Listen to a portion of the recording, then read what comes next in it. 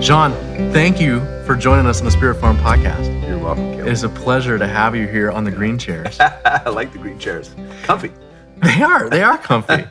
I really am excited to get into your story and your journey and the near-death experience that you've had that kind of changed your life in some significant ways. But before we do, can you just share a little bit about where you are now? I mean, the family, the business, the passions, kind of where are we intersecting you in life right now?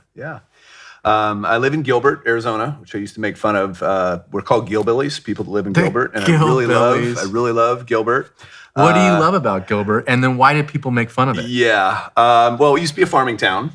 And people in Phoenix particular think, oh, Gilbert, it's like, oh my gosh, it's a million miles away or whatever. Out there. You know, for us, it's where we live. It's the center of Phoenix for us, you know. And when I go into Phoenix, it's like, oh, I'm driving in Phoenix today, you know. So it's a great place. We have lots of friends there. We're raising our kids there. Our kids, my wife's Mindy, our kids are in high school now. My daughter just started. So my son's a senior. My daughter is a freshman in high school. And it's just crazy. Like we're in a new stage of parenting that just... It's different, but it's Senior awesome. and freshman. So you're about to send your first off out into the world. It's terrifying and awesome at the same time. Yeah. That's amazing. So what are they involved in? They're volleyball players. So we've got lots of volleyball going on. Yes. We also have two foster sons that are kind of college age, and they're about to start a volleyball scholarship and do some college volleyball. So in the spring, my wife and I figured out we're going to have 5 volleyball schedules that we're going to be tracking. So when did you decide to foster? Well, they're young life leaders, and we actually call them our adopted sons, their family, but it's not legal in any way. We met them when they were 17. They were young life leaders. And Young Life is an organization that works with students and... High school outreach, Christian ministry to high school, junior high kids. We now have Young Life for special needs and teen moms, lots of different special ministries. But in a nutshell, it's bringing the good news about Jesus to those that aren't in the church. So it's not a church ministry. It's more out in the community and meeting people where they're at, like how Jesus did it. So I was in Young Life. That's a big part of my life. My wife was too. Big part of my kids' life, we host a Young Life Club at our house. So every week we have... Still every week? Yeah, we have kids and leaders coming in. So these two leaders are identical twins. Wow. And they just started coming into our home because they were leaders. And my wife likes feeding people. And you feed some college-age guys and they're in love with you. So we'll be back tomorrow. Yeah, they would come back every day. But we fell in love with them. And they were just in a tough place in life with a single mom who just got evicted. Oof. And so they were going to sleep in their car. And my wife wisely and graciously said, no, that's not going to happen. So they get to live with us and become family. And now they're on their own feet and they're going to college and they're sons to us. It's really, we didn't plan on it. It just kind of like happened. Wow. But it's been one of the best things in our family's life in the last couple of years. Wow. Best things. Amazing. That's awesome. Yeah. All right. So that's all happening. You're going this way and that with volleyball and all the kids and about to see the transition. And then what are you doing for work? Yeah, I manage an investment fund called Klink Loans, and we're a real estate fund. So investors who want to invest in real estate can put their money in our fund, get all the benefits of real estate, but they don't do anything. I don't have to manage it myself. Yeah. I can just say, here's the money that I want to invest in real estate. Yeah. Make it work. We make it happen, and we pay them monthly. So you pay monthly returns. Yeah, and we do it via debt. We make loans. So we make real estate loans, hard money loans, which I know you're familiar with. We talked about that before. So these are just on investment properties, and we make those loans, and that's how we generate a monthly return so our investors can get monthly earnings. So you had an accident 7 years ago? Yeah. 7 years ago. So give us a glimpse into your life the day before the accident happened. Like, where were you? What was going on? Yeah, our kids were 8 and 10, and we had been at a Young Life family camp the weekend before, and the speakers had said, you know, what's something you're praying for, you're asking God to help you with? And mine was passion. I remember writing this on a cup, passion. I had great things in my life. You know, I was raising a family. I had work I loved, but I just felt like, man, I'm just kind of going through the motions day to day. Like, Lord, I just feel like I'm just plugging away day to day. And it's all great stuff. Like, why? I just was praying for passion. I'm like, Lord, I've been more passionate at times in my life, and I just feel a little bit dead. Your late 30s. Rusted. Late 30s. You're doing the flips? Yes, I was fixing and flipping at the time, and I loved it. It was a really fun business, but it just was feeling like it was becoming rote. Just a lot of stuff. I was serving in my church. I was involved in Young Life. All amazing things that I just felt like kind of boring. Why am I feeling blah right now? Yeah. So I was praying for passion. Yeah. My wife was praying for courage.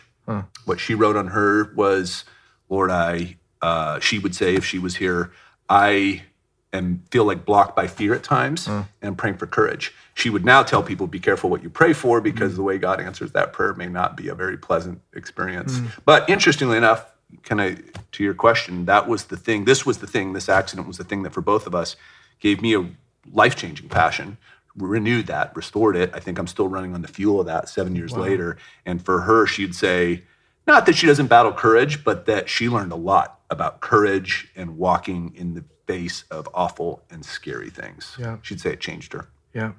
So how did you get out on the water in the boat the day of this kind of fateful event? It was a September Saturday, and we went water skiing at Saguaro Lake, which is just northeast of town here. It's like a 30-minute drive from lots of places in town. We ski a lot. My family grew up boating. My dad had that little fish and ski boat. So we took that boat out, and this is something we did a lot of weekends, and we loved it. Loved being on the water, loved water skiing, loved the sunset out in Arizona, especially in September and the fall. It's gorgeous. So it's a Saturday. It's me and my wife, our 2 kids, they're 8 and 10, and then 2 dear friends, husband and wife are out with us. We're just getting to know this couple. It's kind of a new friendship for us, and we go out water skiing for the day. We have a great day, and I'm driving the whole day, and then kind of the end of the day, it was like, hey, everybody was done, and I said to my friend, would you mind driving? And I flipped in the keys and hopped in the water. Because I want to get out there. I'd like to get, and the end of the day, this wasn't planned, but the end of the day, right when the sun goes down, is sometimes the best water, and it's beautiful. So I kind of lucked out. I got a great little ski at the end of the day on the water, and that's when the accident happened. All right. So you jump in the back of the boat. Did it happen when you were getting in, or when you were at the end of my finishing water up? ski? So at the end of the ski, I drop the rope and signal so that the driver can come around and pick me up. Yeah. And he starts the turn at a high speed, and something happened that he was thrown out of control of the boat. And what we believe happened is hit some wood, and at the same time, kind of 2 waves cresting. So kind of a perfect storm of a couple things that threw the boat sideways, and the driver got thrown out of control of the boat. Thankfully, nobody in the boat, my family and his wife, were thrown out of the boat, but it was close. Like they just all were like, whoa, what in the world? They all jolted. Thrown. And by the time I'm sitting in the water, and you see a boat turning at high speed. Normally it's slowing down, it's coming at you. And I knew something was wrong when the boat was up at a high angle and it was going really fast. And then I could see them trying to get back control of the boat. And I'm like, oh, this is not good. But, I was on a water ski rope, so it's short, and it was a quick amount of time. And the boat hit me, and I just remember cussing like a sailor, just yelling. But then it kind of after, I didn't realize I'd been cut. I just kind of hit me, and I cussed, and then I was like, oh, okay, well, that was bad. But then I saw blood in the water, and I couldn't breathe. And honestly, Caleb, at that moment, I was sure I was dying. And I was pretty confident it was like seconds I had left, because I've never had that experience of not being able to breathe and seeing blood in the water. I just figured I'm done. Yeah. Yeah. That's not what you want to see. That's not what you want to feel.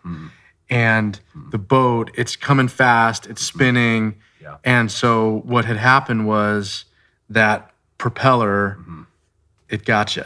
The propeller got me on my leg, and then there's a big fin above propeller on an outboard. This is actually an inboard outboard, so this is like the outdrive, I think it's called. And the fin caught me in the chest and punctured my lung, shredded my ribs, cut open my chest cavity, spun me around and cut up my back. And then the propeller just tore my leg up. Just thrashed it.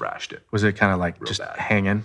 It was pretty well thrashed up. The skin was torn up really bad. I was bleeding from multiple places, and there was water in my chest cavity. And I couldn't breathe because the lung was collapsed on this side. So, I was short of breath. To me, it felt like I couldn't breathe, but my other lung, thankfully, was still going. And so I was breathing, but I was like gasping for air and, saying, call 911, call 911. So I want to talk about kind of the response in the boat, but first, you said that you thought that you were dying. You see blood, you can't breathe. Yeah. What in that moment? Maybe it's a few seconds. Maybe it seems like a minute, but it's I don't know. Yeah. How quickly was that transition before they pulled you in the boat, and what was going through your mind? Yeah. When I thought I was dying, I think I said it out loud. It certainly was a very clear thought in my mind. I'm going home. I remember saying that. Like And heaven. yes, I'm going home to be with God. And at the time, I didn't have a huge emotional sense of this. It was later, because then I was in the hospital for a month. So over the next month, I thought about this day a lot, and I was conscious all the way to the hospital and surgery. So I have a lot of vivid memories of this particular time. And later in the hospital, as I'm thinking back, I go, I'm going home. I'm going home. And I remember thinking, like, instead of, oh my gosh, I'm leaving this earth, this is terrible, I'm about to die, I'm terrified, which honestly is what I thought I would have experienced. Like, I've watched grandparents die or people die and thought, what would that be like? What would that feel like? That must be terrifying. And your assumption was? And my assumption was it's going to be gonna scary and freak out. awful, and I'm going to be freaking out. Yeah. And as I'm sitting in the hospital thinking about it, and people are asking me this, like, hey, what was it like? What do you remember? I'm like, I remember saying I'm going home, but honestly, it was, I'm going home. Like, not I'm going home, oh crap. I'm going home. This is amazing. Like, I truly say this, like, it surprised me, and it just felt like a gift from God, because it just wasn't what I expected I would feel, but it just felt like safe, wonderful. I'm going home. Peace. I will be with God. It was peaceful. And you know, had the sun setting. yeah, You had it was the glassy water. it was like peaceful, and I felt thankful for my life. I felt, I mean, this wasn't a conscious thought, but later just thinking, yeah, I could have died, and I was really thankful for my life. And having this sense that I'm going to be with God, not because of anything I've done, or I'm a great guy, or I really read my Bible, or did my stuff right. My confidence was just truly like, God's done it. He's secured this. You know, I believe that what Jesus accomplished on the cross is done and accomplished, and I'm a recipient of that. I didn't do anything. Like, and kind of all grace. that just coming together, just grace. Like, grace. thinking about it later and going, because it wasn't a conscious, like, let me think the theology of that. It was just a sense. It was a belief, and it was like a rock solid sense of, Just like a knowing. that's true. I know that. And I would bet my life on it. Like, it wasn't like, I wonder if I'm going. Like, it was like, oh, I'm going home. I'm about to go be with my Lord. It's going to be awesome. I love that. And- So I mean, because you grew up with some kind of a faith and going to church, and you knew the stuff in your head, so you could like talk From high yourself school. into some kind of theological. Yeah, whatever. yeah. If it would have been a rational conversation, I could have made this whole thing. But it was the moment There's of the none of that. realization, and it wasn't any logical thinking. It was just like, I know that's happening. I know that's happening, and I know it's a good thing. Like, I'm actually excited about it, and it's great. Now, my wife would want me to say, the minute I looked at the boat and I saw my wife and I saw my kids, then there was this, particularly my daughter, Yeah. Lord, I want to be at her wedding. Yeah. I got more living to do. And then almost immediately, I'm begging God, like, God, would you save me? And I'm begging them, call 911, give me some help. Yeah. And I'm begging God, like, could I live? Like, there's some stuff I really want to live for. So it was weird to have both things. Like, on the one hand, I'm ready to go. It would be great. On the other hand, to think, Lord, there's more. Like, please, I would love to live.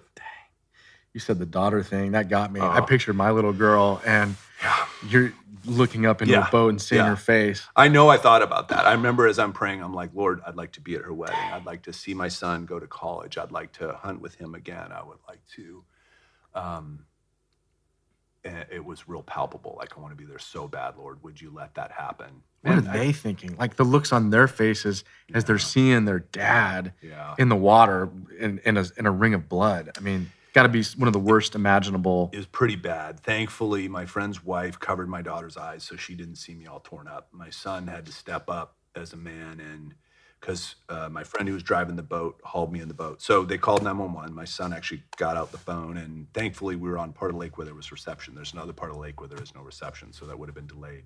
Thankfully got through to 911. Thankfully, there's a chopper they keep kind of between two lakes side by side. It got there within minutes. So by the time helicopter? we hit the dock, medevac helicopter. So by the time we hit the dock, the chopper's ready. The paramedics are coming down to the dock.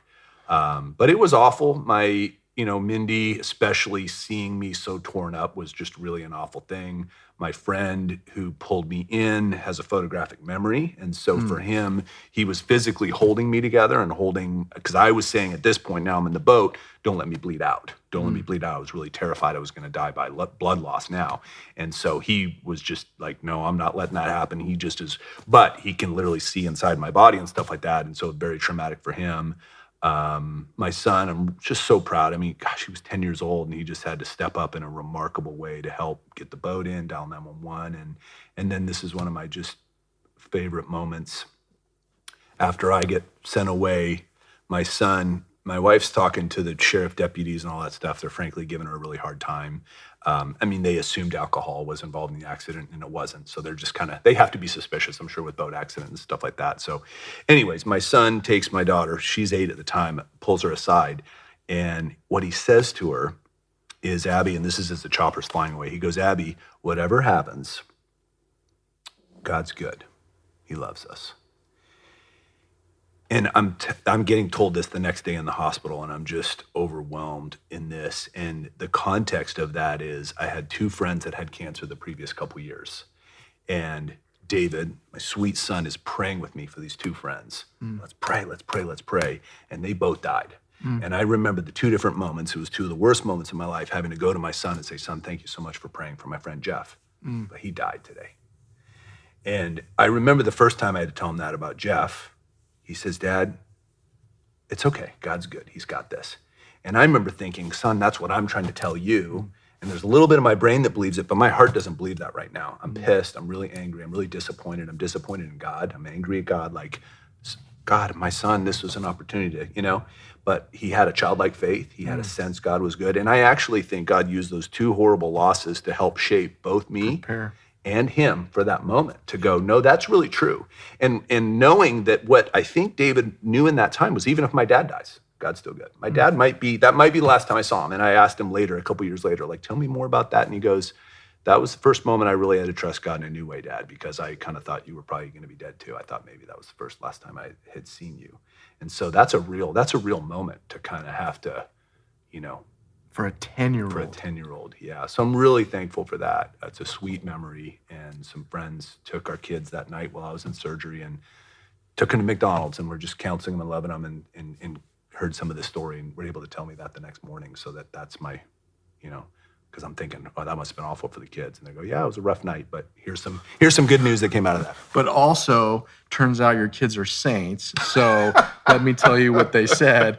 Oh my gosh, I can't even imagine. It was a remarkable experience. So you're in the hospital.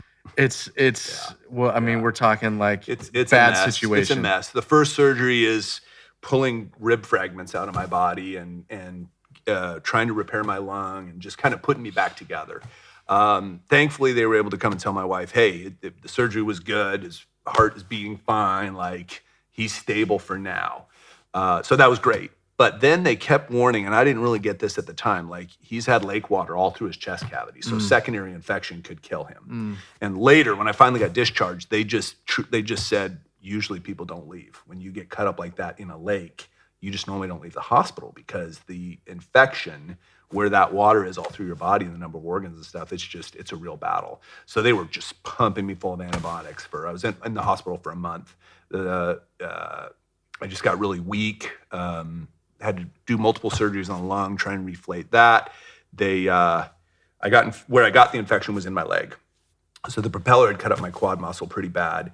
And so they would do debridement surgeries, which is where they'd cut out the infected tissue to try and get it healthy. And they do one and then test it, and there's still infection. And so they'd cut out more muscle, and they're trying to keep the muscle, but they're trying to stay ahead of the infection. Oof. So by the time, there was 4 or 5 of those. Oh. And by the time they get done with that, in fact, the last surgery of that was, they tell my wife, the infection needs to be gone tonight.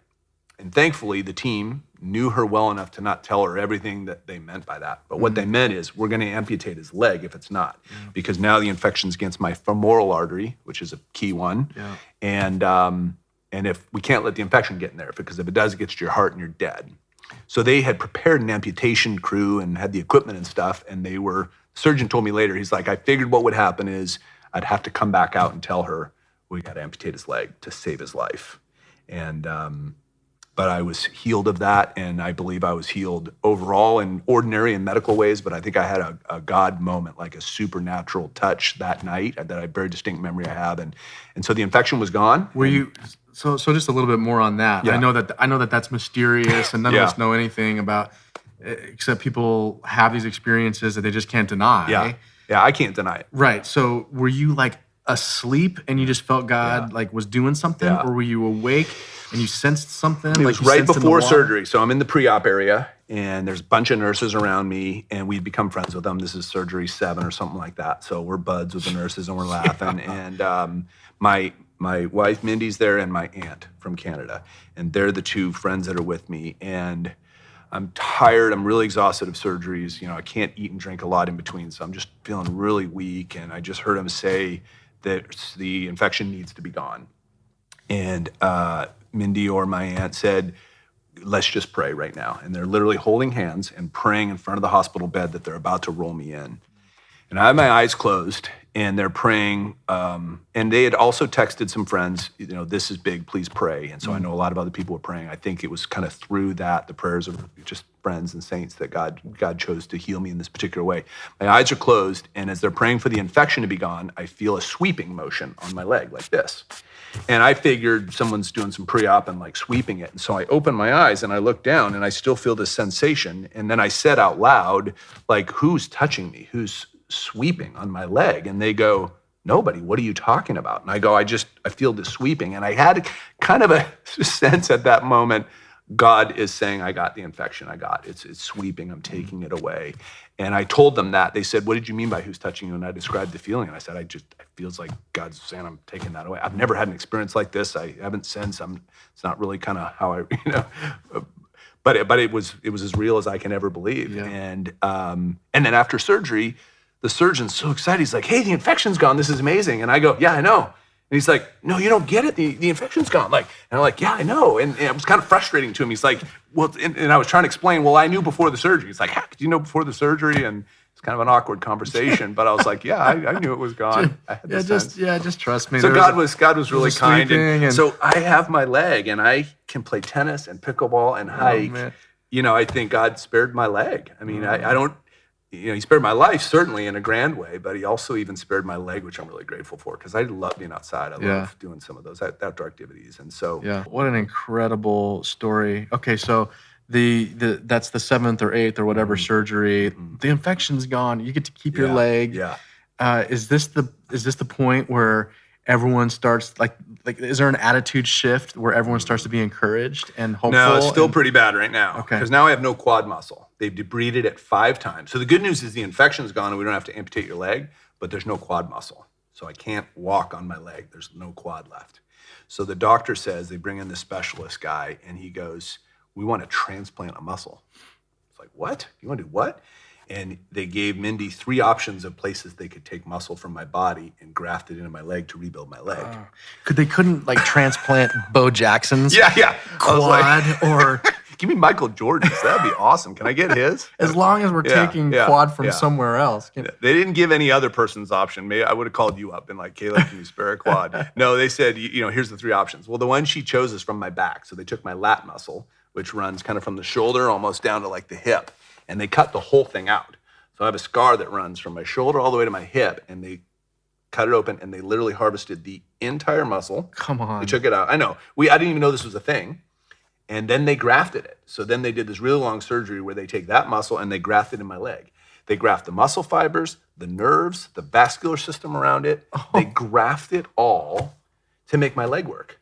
And then the doctor has the audacity to say, oh, yeah, and you're going to walk on it a few hours after surgery. Come on. And I'm like, come on.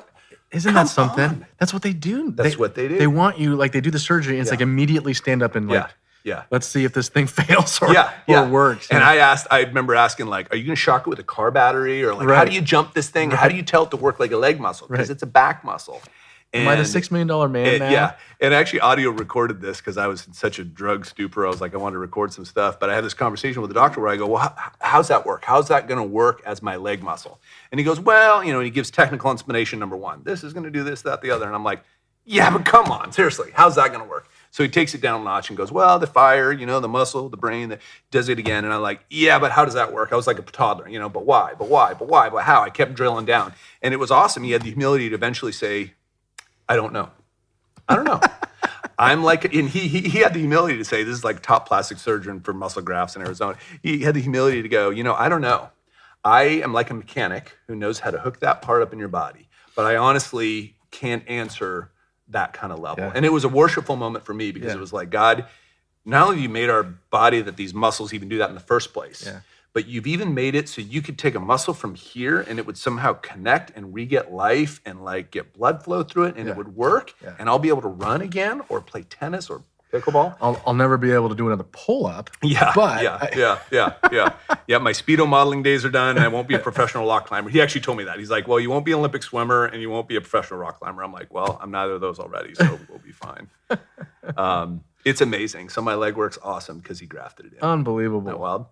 Yeah, no free solo trips Yeah, that's right. No free solo for me. up mountains, Yeah. but you can walk, you can run, you can. Yeah. That's so cool, It's man. amazing. So then, okay, so after that surgery is done, now is that the turning point where he's going to make it? He's Yeah. going to walk. I was definitely stable and the infection was gone. My ribs were all torn up. So my whole rib cage, which is supposed to be like this, is like this. And it's just like shredded on this side. And so every laugh or breath or movement is you're like just in super pain. painful. So I'm on Dilaudid, these pain pumps, this little button I'm hitting like a chimpanzee every minute to try and get this powerful drug. And they proposed doing a rib plating, which is where they'd open me up and put a plate over the ribs to connect it and hold it so it could heal and give some stability. It's kind of a controversial surgery at the time. Thankfully now, even just 7 years later, it's well in use.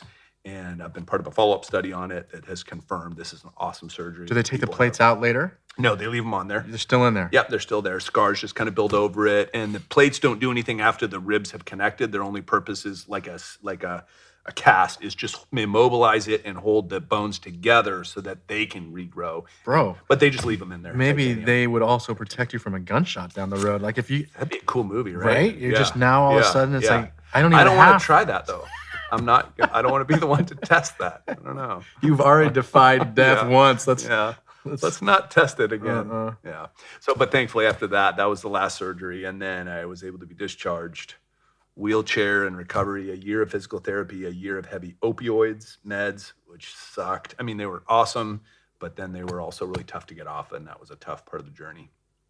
Okay. So thanks for even bringing that up. Can you share a little bit vulnerably about that? Like, because that is a thing for a lot of people and even some people that I know. Yeah. Whatever the circumstances are that get them there. Yeah.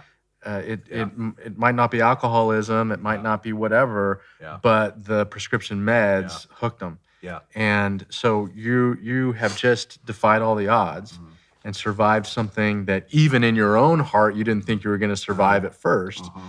And now here you are back in real life with a slightly altered body, trying to figure out how to go from here and fight this battle and work through it. And you're battling some kind of a dependency on these medications, understandably so, right? Yeah. I mean, just to be clear. Yeah. What was that like? I mean, I have a mega love-hate relationship with opioids. On the one hand, I remember being on the helicopter and begging the nurse, please give me pain meds. Please give me pain meds. Yeah, anything you got. And they kept saying, we got to get some vitals. We got to do this. We got to call this in. And then I remember after what felt like, too long, they go, okay, we're going to give it. And it was morphine. And it was like, oh my gosh. Wow. I mean, it's so powerful. I don't know if you've been on stuff like that. It's like, not to that extent. I feel it course in my body and I'm feeling good. It goes from the worst pain to I'm feeling good. And then I remember like around that rib surgery, I literally had this pain pump and it's called Dilaudid. I think it's the stuff that similar to what Michael Jackson OD'd on. It's just really powerful but it works awesome. And then after, when I'm out, I was on oxycodone, which is a big problem these days and getting abused, and then fentanyl. Fentanyl is the super powerful stuff that now they're cutting in heroin, the drug dealers are, and people are dying of it left and right. It's like it takes less than a grain of sand or something of fentanyl to kill you. And I was on these patches where I was on pretty high doses and I'm getting fentanyl constantly in my body. So the doctor said the purpose of this medication, if you use it for what it's designed for, is to relieve your pain just enough so that you can move. Your healing will come through movement, through getting up and walking. And some days it was as short as get up and walk to the bathroom. That's good. Some days it was walk down the hall. Some days it was walk to therapy. You're going to move. And you need just enough pain medications that you can move because you'll be healed through movement. Wow. But here's what he said. That's the healthy level. Yeah. But you're still going to be uncomfortable. Yeah. If you were in zero pain and you're just feeling really good and you don't want to move, you've taken too much and you're going to become addicted.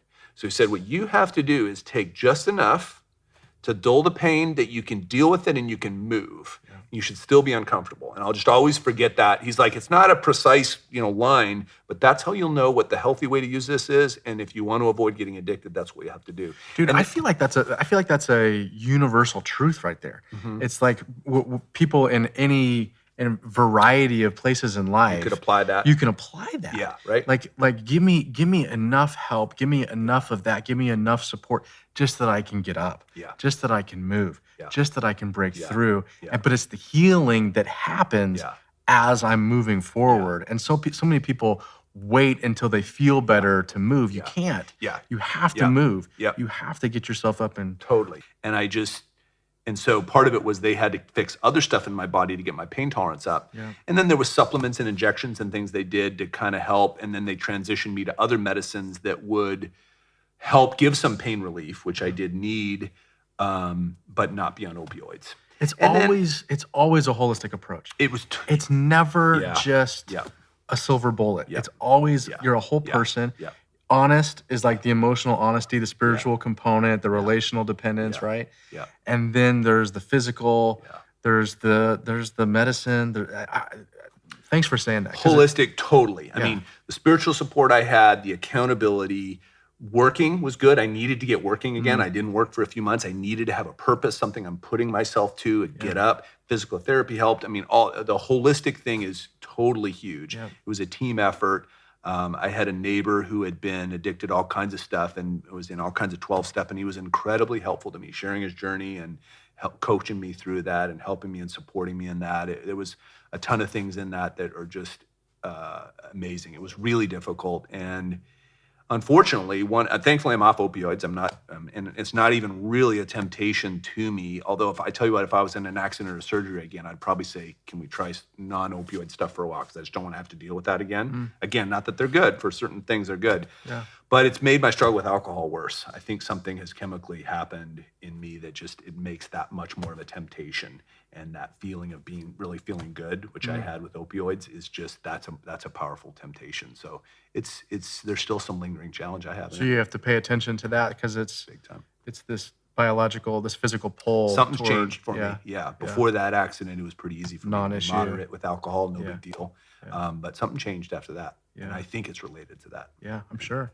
So you not only do you beat this incredibly devastating injury, but then over the course of a year or more, you're battling that physical dependence on the things that were helping you get through it, and then you're on the other side, and now here we are 7 years later. What did that experience do? You said in some ways you're still living off of the fuel. Yeah. What does that mean? Yeah. How do you see things Yeah. differently? Yeah. What sparked? What changed? Yeah, I mean, the obvious, but it's incredibly powerful, is just thankfulness to be alive. You know, like I was sure I was dying in the boat, and then a couple times in the hospital, I was sure I was dying.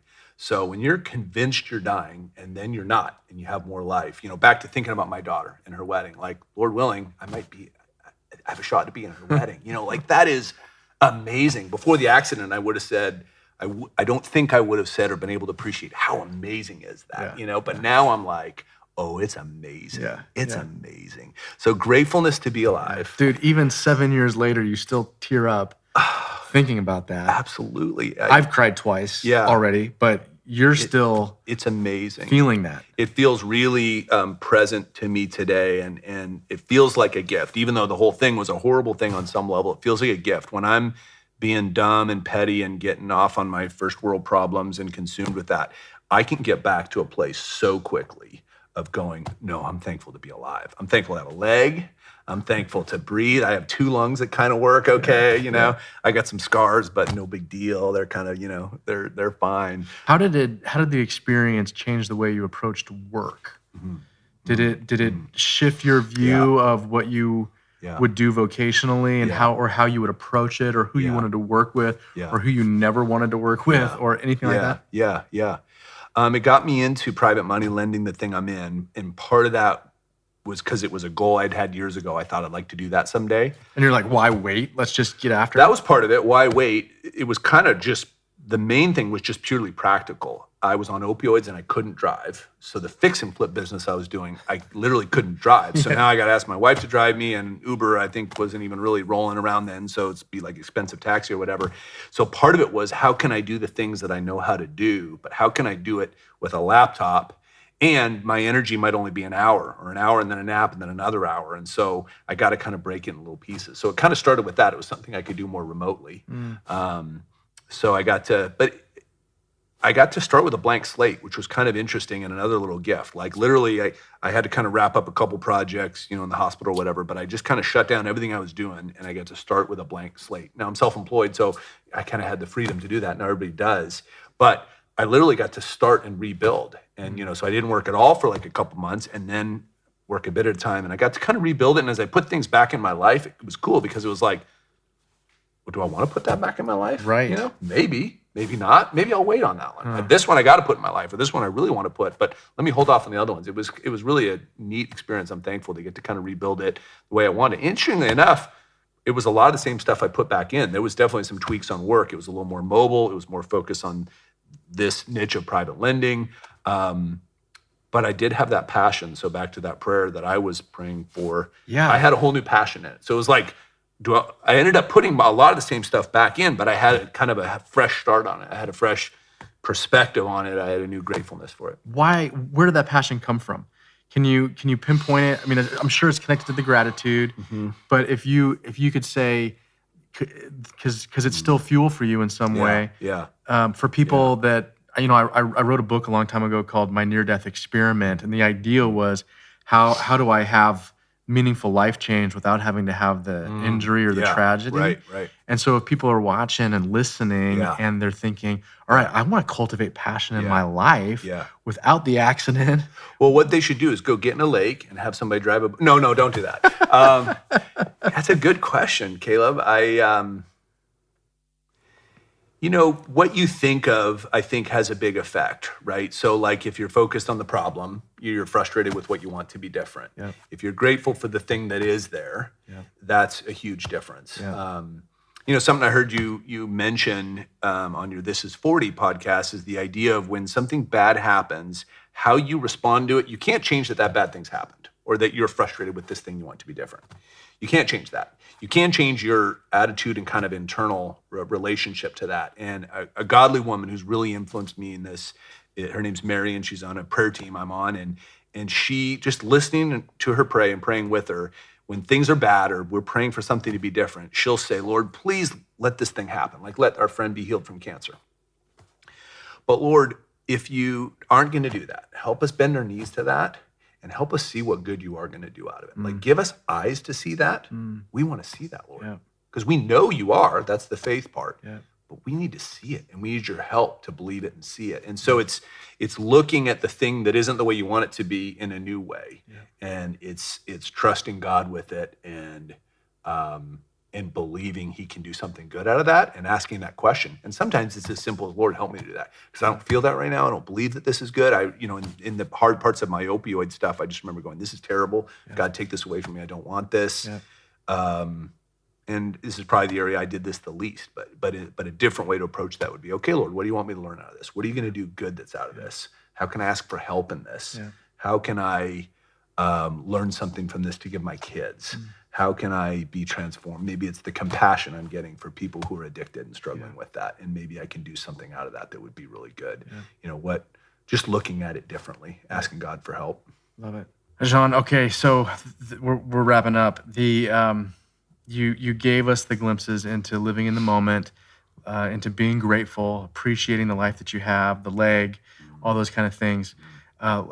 Living in the moment and being appreciative of what we have is so critical to enjoying this God-given life. Thank you for giving us that glimpse into it. Right before we wrap up, if there's a couple of things, you planted the seed in my mind with your daughter's wedding. Your daughter's wedding, is there one or two other things that are like milestones, the markers that you're looking forward to, that you're like, man, that day, I want to experience that, or I want to say that when it gets to that point, or anything like that that you're just cherishing? My son is doing a gap year this next year. So I think seeing him graduate and supporting him, he's going to travel, doing some internships, do some spiritual development. I just am so excited to be a part of that, even from afar, to send him and hear how it's going and debrief it when he comes back, in between and at the end of it. That's going to be like a life milestone for me. I'm just super excited about that. Almost vicariously. Yeah, kind of. I know. I do. I want to take a gap year myself. I'm like, why am I not taking a gap year this year? So maybe I'll be taking a gap year.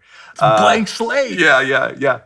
Other milestones would be skiing with him and my family and friends. I do an annual guys trip, ski trip, a couple ski trips that are just huge. Grandkids, we've loved being parents, and we just keep hearing that being a grandparent is even better than that. Yeah. So meeting my grandchildren and getting to be friends with them. Yeah. I think being healthy enough to play with them, and like do some things that are really fun and kind of get grandkid time. That'll be kind of amazing. Yeah. Really amazing. Yeah. I love it. Yeah. Thanks, Sean. Yeah. Great to have you. Thanks for just opening it up, giving us that glimpse into your life and your story. There's something about reflecting on death that just brings poignancy and purpose to life. And I think, frankly, that we should all go to funerals regularly just to be reminded that listening to people like you recount experiences is so valuable. And then sharing the learnings and kind of how you apply this and continue to apply. It's impactful, it's important, and you're so articulate and forthright with the good, the bad, and the ugly of the journey, and we can relate to that, and I'm grateful for you for that. How can people connect with you if they want to connect with you? Just social media or your investment company? How can we do that? Yeah. My website is klinkloansinvestors.com, Klink loansinvestors.com. klinkloansinvestors.com. They can connect with me through that, contact me. I've got a schedule on there. If people want to talk about real estate or other stuff, they can click right in there and schedule a phone call or stuff like that. Great. Yeah. Great. Yeah, thanks. Thanks, Sean. Privilege to have you. Appreciate you. Yeah, thanks, Caleb.